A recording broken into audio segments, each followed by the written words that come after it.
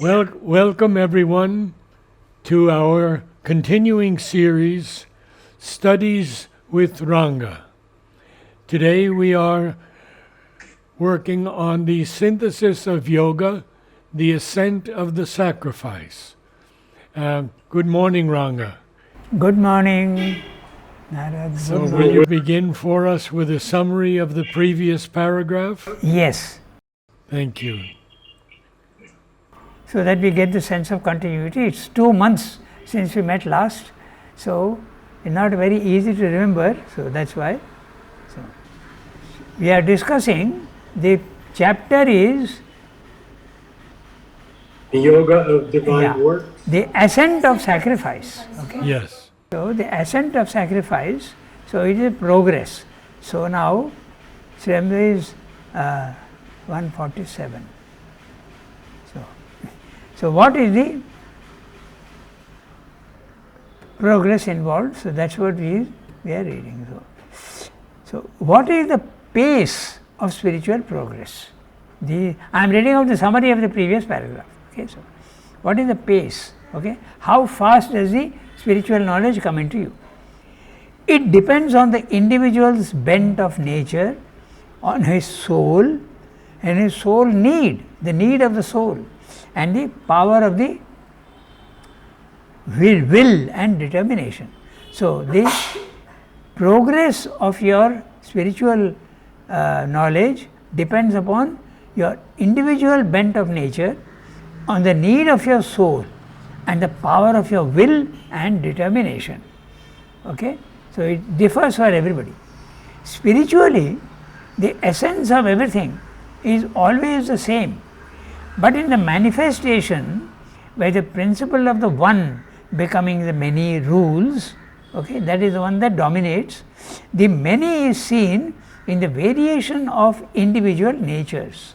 So, each individual has got his own nature, and therefore, the pace, the progress also is individual. It is not the same for everybody. In the integral yoga, especially, all rigidity and fixity of rules and laws cannot be applicable. Okay? In the others, there is a certain rigidity and a certain method to be followed, but in the integral yoga, each individual has to go in his own way and his own speed. Okay? So, all rigidity and fixity of rules and laws cannot be applicable. All individuals, however similar they may be superficially, internally and externally, they differ from each other. In the manifestation, where the principle of multiplicity is dominant, variety, difference ensures the opulence and wealth of differentiation. Differentiation is necessary because then you have variety. The divine is not dull and uniform and boring. He is full of variation. Okay? All the variations are possible. Still, largely, we may fix a sequence of the serial steps. Okay? These steps often overlap into each other. So, first of all, there is a large inner turning that takes place, in which all mental ideas are referred to the higher or inner authority. Higher authority, yourself; inner authority, your psychic being. All action, emotion and thought is oriented upwards or inwards for inclusion in the spiritual aspiration of the psychic being, which is the priest of the sacrifice. The psychic being is the one that puts you in touch with the divine. When you are making a sacrifice, you need a priest, and the psychic being is the priest. It is the priest who puts you in touch with the divine. So, the psychic being is doing the same function. The second stage is when the soul rises into the upper hemisphere to bring down light, power and ananda into the lower instrumentation, the lower nature of man, body, mind and life.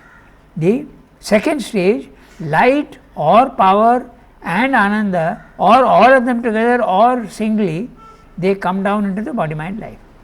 Here, much of the external activity is abandoned and a central change starts to operate. In other words, when you have this experience of light, normally the outer activity, your profession that you are engaged in or the job that you are doing, there is a loss of interest in that. So, many people give up their jobs and go in search of their deeper knowledge, or in any case, even if you do not give up your job or your old work, there is a central change, the whole thing changes. The inner becomes more important and the outer is not so important anymore.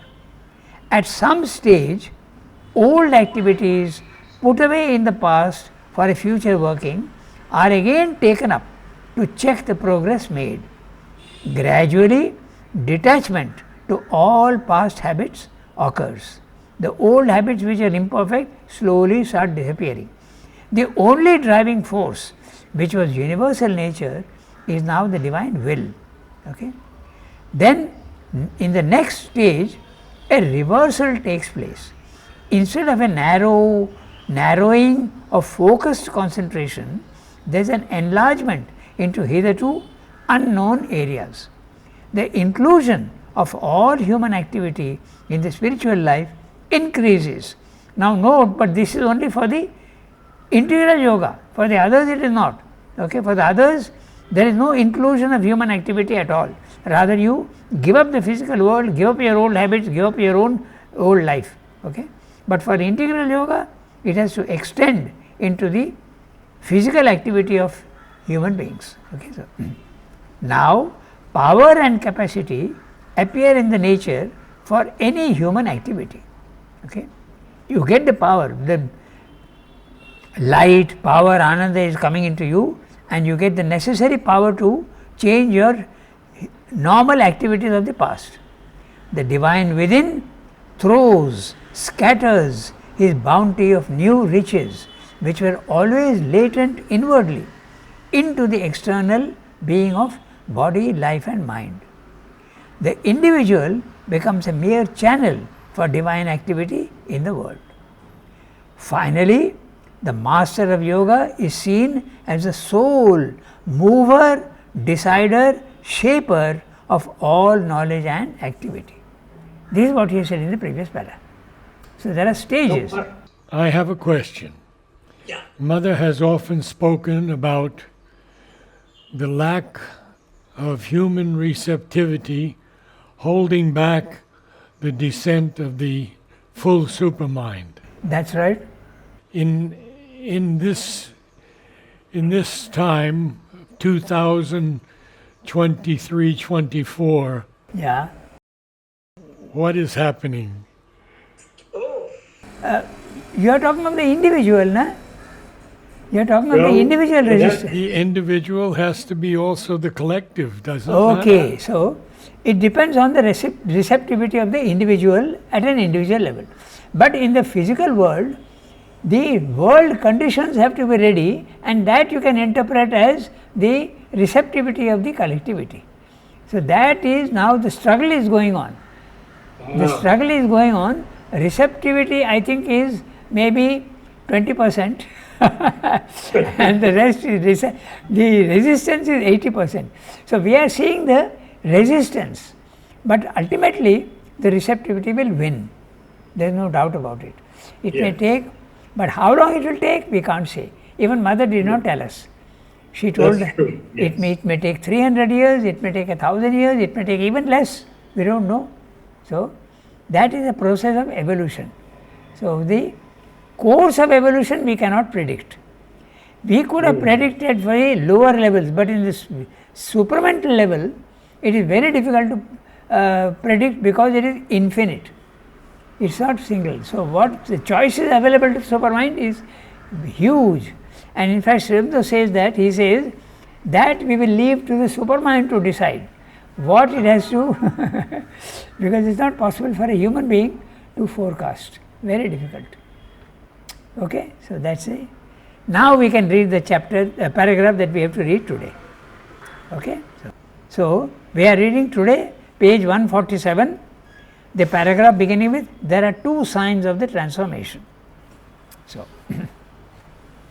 there are two signs of the transformation of the seeker's mind of knowledge and works of knowledge, from the process of the ignorance to the process of a liberated consciousness working partly, then wholly in the light of the Spirit.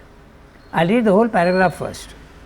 There is first a central change of the consciousness and a growing direct experience, vision, feeling of the Supreme and the cosmic existence, the divine in itself and the divine in all things. The mind will be taken up into a growing preoccupation with this first and foremost, and will feel itself heightening, widening into a more and more illumined means of expression of the one fundamental knowledge. But also, this central consciousness in its turn will take up more and more the outer mental activities of knowledge and turn them into a parcel of itself or an annexed province. Okay? It will infuse into them its more authentic movement and make a more and more spiritualized and illumined mind its instrument in these surface fields, its new conquests as well as its own deeper spiritual empire. And this will be the second sign, the sign of a certain completion and perfection, that the Divine Himself has become the knower, and all the inner movements, including the activities of what was once a purely human mental action, have become the field of knowledge, become His field of knowledge. There will be less and less individual choice, opinion, preference, less and less of intellectualization, mental weaving and cerebral galley slave labor. A light within will see all that has to be seen, know all that has to be known, develop, create, organize. It will be the inner knower who will do in the liberated and universalized mind of the individual the works of an all comprehending knowledge. So, he has described the first and second things. Okay.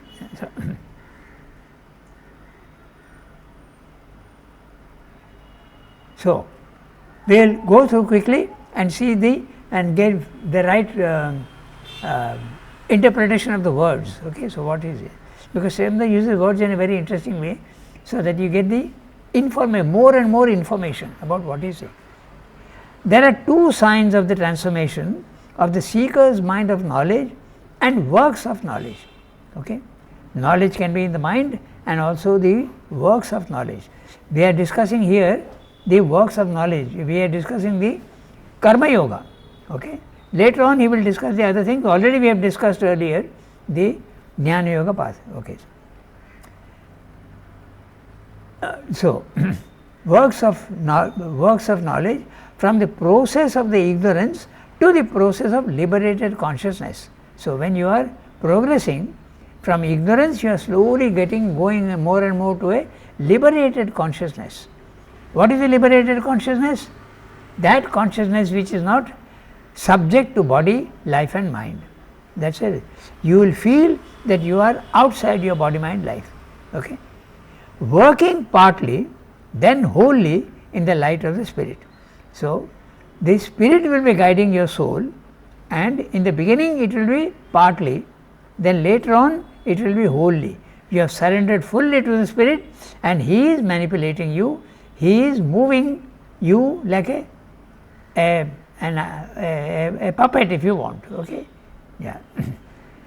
There is first a central change of the consciousness and a growing deeper experience, vision, feeling of the Supreme. It can be any of these. It can be a direct experience, or it can be a vision, or it can be a feeling of the Supreme and the cosmic existence, the divine in itself and the divine in all things. The divine in itself is the transcendent. So, you may have an experience of the transcendent. Like Sri Aurobindo had in Baroda, he had the experience of the transcendent divine. The mind became silent and he entered the Brahmic consciousness. And the divine in all things is the cosmic aspect of the divine. So, the individual will experience the divine either in the cosmos or in the transcendent. Okay? This will be the first central change. The mind will be taken up into a growing preoccupation with this first and foremost, okay, with this first and foremost, and will feel itself heightening, widening into a more and more illumined means of expression of the one fundamental knowledge. What is the one fundamental knowledge? Knowledge of the Spirit, knowledge of God, knowledge of Satchidananda. And you will feel that you are becoming something much more than what you were earlier. You will feel yourself heightening. You will feel now that your behavior is far, far more noble and more heightened than it was earlier. You will feel yourself widening into a more and more illumined means of expression of the one fundamental knowledge. You are understanding? Could you explain yourself? Yourself, does it mean the mind? Does it mean the heart? Does it mean, what is yourself here, feeling these things? Oh, divine in itself. No, I couldn't get your question, Narad. Yeah, you say that yourself is going to feel all these things that Sri Aurobindo is talking about. What is the definition of yourself? What is yourself? What is this self feeling? Oh, yourself. You're talking about the self. Okay. The self is the Brahmic consciousness. Okay. And what is the Brahmic consciousness? You feel yourself to be in a static condition. You experience an immutability and you realize that you are not the body mind life and you are pure consciousness. You are not your body, you are not your vital, you are not your mind. Those were instruments given to you because your soul has come out and the soul experiences freedom. It feels itself to be free. It feels itself to be infinite. It feels itself to be immortal. Immortal. You realize that your soul is immortal. This is the experience of the self. Usually the words used are immutable, featureless. There is absolutely no features there at all. Okay? It says just one single a peace and a sense of freedom. That's the self. Okay? So then what he is saying, the first change comes with a small experience. Experience within yourself. The experience can be of the higher planes of consciousness or inward, your psychic. Then the change comes. There is first a central change of consciousness and a growing direct experience.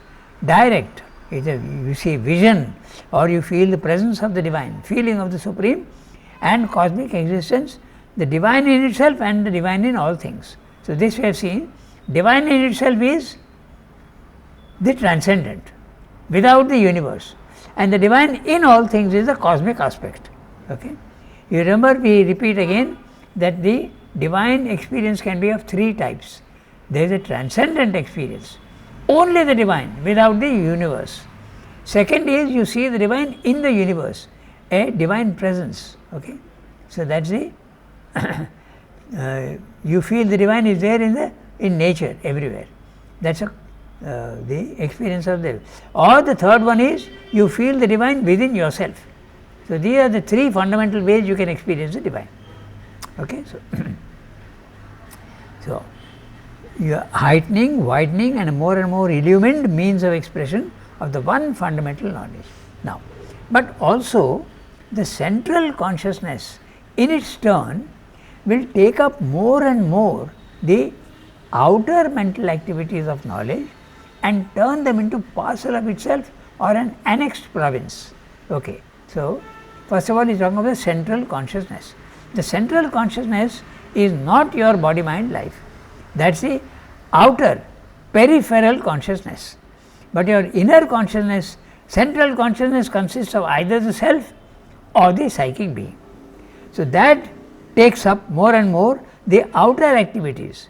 Earlier you were only aspiring, but the outer activities continued to be what they were. But now the whole attitude towards the mental activities changes, okay, of knowledge, and it turns them into a parcel of itself or an annexed province. It's very much a part of your day-to-day life. That's what it means. Okay. Earlier it was not a part of your day-to-day life, but now it becomes a part of your day-to-day life. It will infuse into them. What is the them?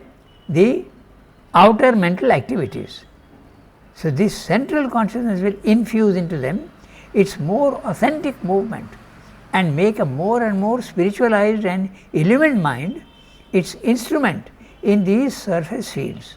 Okay. Surface fields, you are reading a book, okay, or even sacred texts, you will understand 10 times more. Then new conquests as well as in its own deeper spiritual empire. Okay. Now this is very interesting because this is exactly what happened to Sri Aurobindo. He used Savitri as a means of ascension of consciousness. Every time he rose to a new level of consciousness, he rewrote Savitri, at least the first canto. Okay. So, I think we have already discussed this once. There are 50 versions of Canto 1. Okay. Yes. Book 1, yes. Canto 1, there are 50. Every time he went to a higher level, he rewrote that one to see what is the effect in the physical world. Okay. So, that is what it means. New conquest as well as own deeper spiritual empire. And this will be the second sign, the sign of a certain completion and perfection, that the Divine Himself has become the knower, and all the inner movements, including the activities of what was once a purely human mental action, have become His field of knowledge. So, that which was ordinary activity now gets transmuted into a spiritual life. Okay. It becomes a source of knowledge for you. What you were doing earlier, it could be reading or it could be working or anything. It becomes a part of your spiritual life. There will be, now what is the result of that? That is what I am explaining. For there will be less and less individual choice. In other words, the divine guidance will come to you and you are automatically doing the right thing without choosing. You don't have to pray to God anymore or to Mother or Sri Aurobindo and saying, what should I do? I have got two things to do. Either I can do it this way or I can do that way. That slowly starts disappearing and you are guided automatically to what you have to do. So, individual choice gets less and less. Opinion also. You are no more so insistent on your own opinions. Preferences also start becoming less. Suppose, for instance, let's say your food preferences. Okay, you have preference for certain types of foods. That becomes less and less. Any food will do. Okay, that's what I meant by preference. Then less and less of intellectualization. Okay, you are not thinking and using your logic for everything. Automatically, when the solution comes to you and seems to be very reasonable, you don't have to think much about it. Mental weaving and cerebral galley slave labor. Now that's a very interesting phrase. Yes, yes. Cerebral galley slave labor. In the earlier days, when there were no steamships and there was no diesel engines and all, there used to be only wind power that you used to use. The ships used to travel by wind power. But if the wind is not there, what do? So you employ slaves with oars, make them maybe 50, 60, sit them all and with a count, somebody will be there to give you the count and you start rowing in the sea. Okay? So this is the galley slave labor. In other words, it means very hard labor, thinking. You have to think out solutions. So all that disappears. So cerebral galley slave labor goes away. Okay. A light within will see all that has to be done, know all that has to be known, develop, create, organize. Automatically these things will be less and less your responsibility, more and more the divine is guiding you. Okay. It will be the inner knower who will do in the liberated and universalized mind of the individual the works of an all comprehending knowledge. So it will be the inner knower. Who is the inner knower? Okay. It could be the psychic being or it may not be the psychic being also.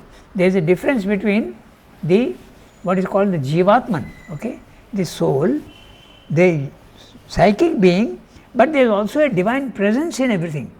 That divine presence also, it is not the same as the psychic being. Okay? So, there is a difference between the two. The psychic being is individual, but the divine presence is not individual, it is universal. But because it is universal, it is acting through you also.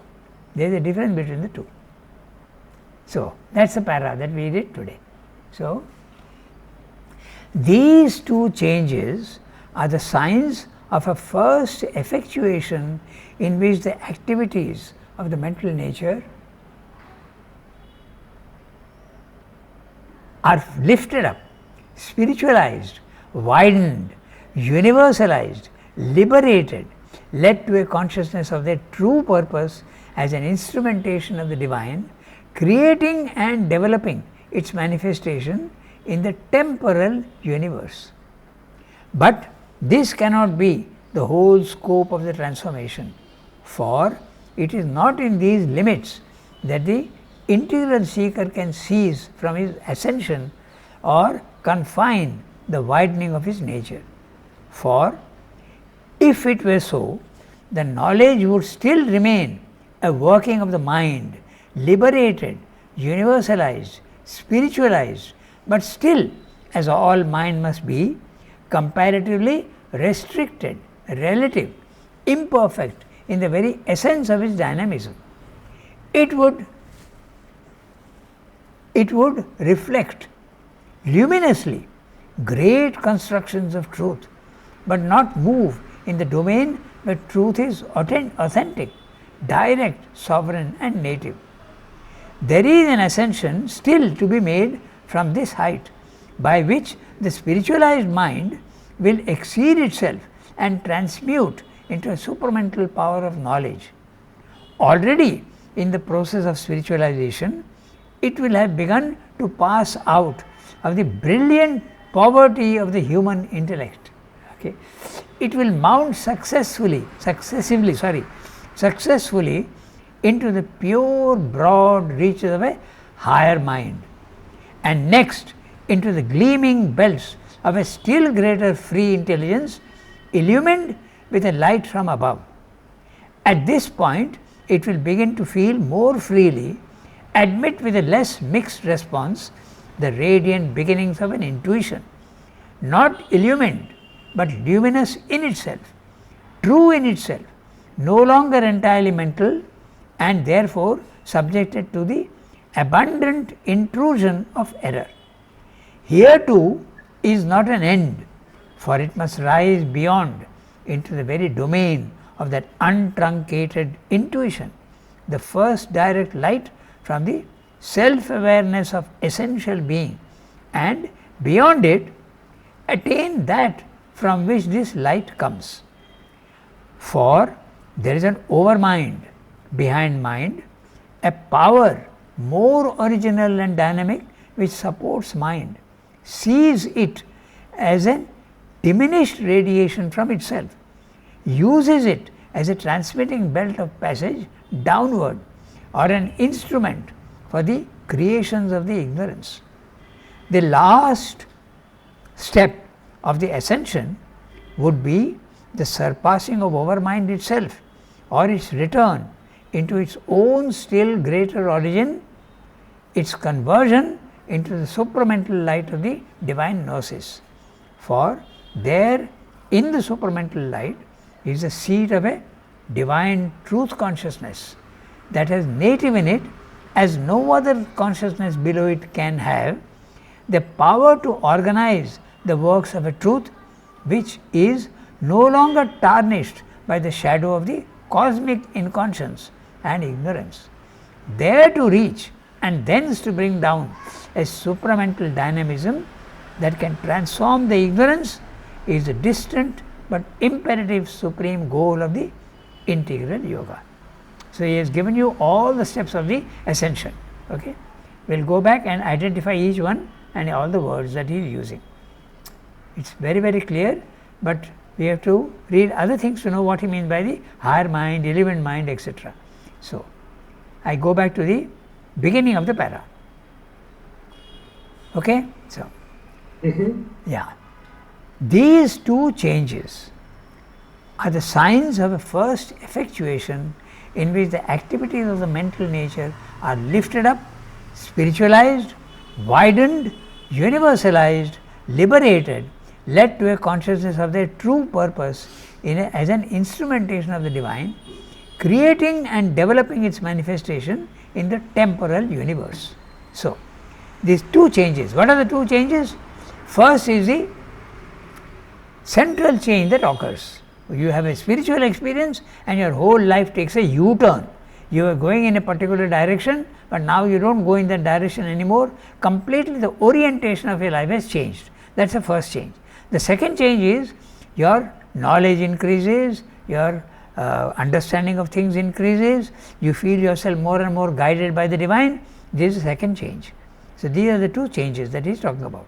Now, the further changes he is discussing in this para. These two changes are the signs of a first effectuation in which the activities of the mental nature, he is talking only of mental nature, not vital nature, because this section is dealing only with the karma, jnana yoga. Okay? He is dealing now with the jnana yoga. If you go back and see the book, you will see that he is dealing with jnana yoga. Okay? The yoga of knowledge. Okay. So, what happens? It is lifted up. What is lifted up from where to where? Lifted up out of the body mind life. Okay? Your consciousness goes out of your body mind life. You feel yourself to be outside the body mind life. Spiritualized. Now, when he speaks of spiritual, he is talking of the second level. Okay? And this entire description here is the second level, up to the overmind level. Then the third level is the supramental. So, keep this mind in a level 1 is your ignorant condition, level 2 is the spiritualized condition, and level 3 is a supramentalized condition. Okay? So, this is very clearly you must have in your mind. So, now he is saying the second level, you are spiritualized, you are widened, you do not have these narrow ideas anymore, you are universalized, you may even have the cosmic consciousness, you are liberated. What is meant by liberated? The soul is not lodged anymore in time and space, it is not lodged in the body, it is outside the body. You can even see your body mind life and think it to be outside yourself. Led to a consciousness of the true purpose as an instrumentation of the divine. Okay? Your body mind life is an instrumentation for the divine to act through you. When you are ignorant in level 1, the divine cannot act because you are not receiving the instructions, and now you are very dense and the light cannot come into your density. Okay? Yeah. Then creating and developing its manifestation in the temporal universe. So, in the temporal universe, level 1, okay, when you are in your body mind life. So, things are changing slowly from the spiritual level, level 2, there is a slow change in your body mind life, there is a slow change, but it is not a transformation, it is just a slow change. Many people feel that even their skin color changing, okay, their all sorts of physical results are there. Okay. Your skin may become smooth, or you may feel that your breathing has improved, all sorts of things happen. Each individual something different happens. But this cannot be the whole scope of the transformation. In other words, he is saying even going to level 2 is not enough, you have to go to level 3, and even in level 2 there are 4 levels. That is what he is going to talk about now clearly. So, but this cannot be the whole scope of the transformation, for it is not in these limits that the integral seeker can cease from his ascension or confine the widening of his nature, which is very possible in the other yogas. Okay? So, if you are doing the jnana yoga and you reach level 2, you are very satisfied, very satisfied. If you are doing bhakti yoga also, you have love for the divine and you are very satisfied, but not for the integral seeker. Okay? If you are doing karma yoga also, you can be satisfied at level 2, but not not for the integral seeker. For it is not in these limits of the level 2 that the integral seeker can cease from his ascension or confine the widening of his nature. He has to go beyond. For if it were so, knowledge would still remain a working of the mind. Now, when he is talking of the mind, it can be even a spiritualized mind, but still there is a limitation. Okay? Working of the mind, liberated, universalized, spiritualized, but still, as all mind must be comparatively restricted, relative, imperfect in the very essence of its dynamism.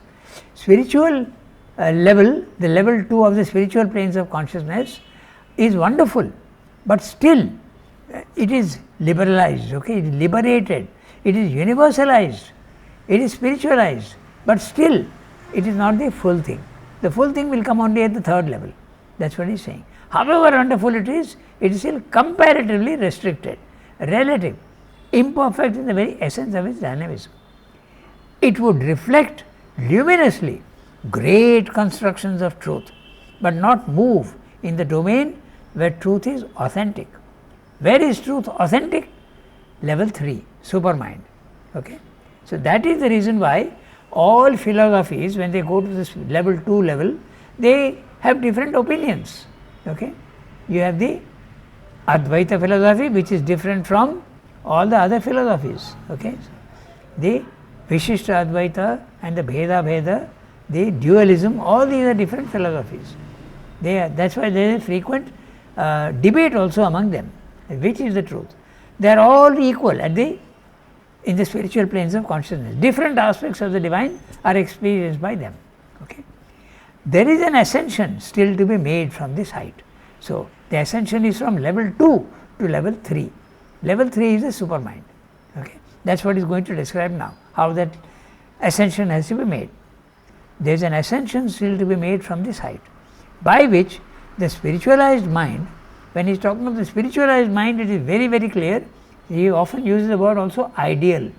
The ideal mind, that is level 2, very clearly. Okay? Spiritualized mind will exceed itself and transmute into a supramental power of knowledge. There you are. Supramental power, level 3. Qualitatively, totally different. It is not a quantitative change, it is a qualitative change.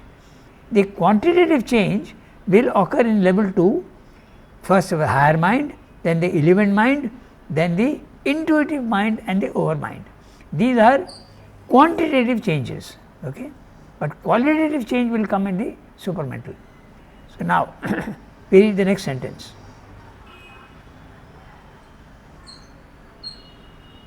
Already in the process of spiritualization, it will have begun to pass out of the brilliant poverty of the human intellect. Now, this needs a little bit of explanation. Sri Aurobindo is very fond of oxymorons, which you will come across in Savitri in abundance. But here also he is throwing in some of his oxymorons. Brilliant poverty. So, the human intellect compared to the spiritual intellect is poor. That is why it is very poor. The human intellect is far superior to the animal intellect. There is no intellect in the animal, there is a mind. But the spiritual mind is far richer than the human intellect. That is why it is poor. But then why is it brilliant? Because its results can still be stunning. Look what the mind of man has done. It has made the Zoom possible, it has made the computer, it has made the mobile, it has made cars, it has made aeroplanes. We are even going to the moon. All this is the work of what? The mind, the human mind. So, it is brilliant, okay? But still it is poor compared to the spiritual plane. Okay, so it will mount successively. Now, he is giving you the 4 levels. Okay? It will mount successfully into the pure broad reaches of a higher mind. The description of the higher mind is the first spiritual level. The higher mind is like the normal human mind is like a dark room, okay? It is candle lit. In the animal it is not even candle lit, but in the human being it is a dark room, but it is candle lit. You have to struggle to see things where they are. Okay? So, that is but the higher mind is like a broad daylight. He said that is the description elsewhere. Okay? It's like a broad daylight. You don't have to look, you know what things are. You just see and you find them there. Okay? Then next comes the illumined mind.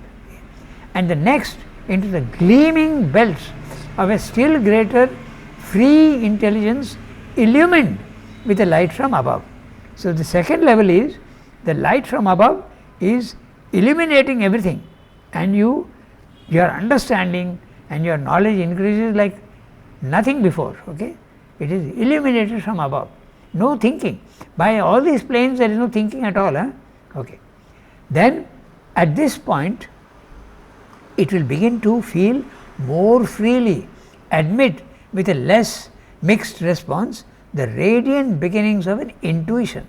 So, even higher, first is the higher mind in the spiritual plane, next is the illumined mind, and next is the intuition. And what is the speciality of the intuition? He is explaining, not illumined but luminous in itself.